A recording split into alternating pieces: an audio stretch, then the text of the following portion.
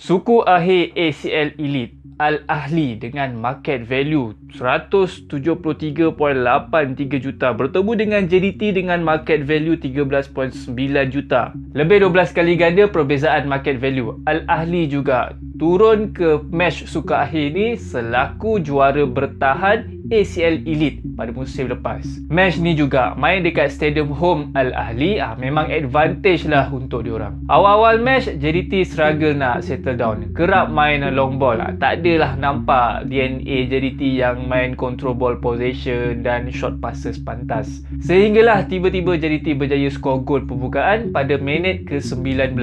Jairo berjaya melepasi Ibanez dan assist. Ingatkan Marcos Gilmar yang skor gol. Rupanya on goal daripada Ali Majrashi. Ada pendapat yang gol tu tak sah sebab katanya Jairo ada tolak sikit Ibanez sebelum buat assist tu. Tapi nasib baik referee tak layan.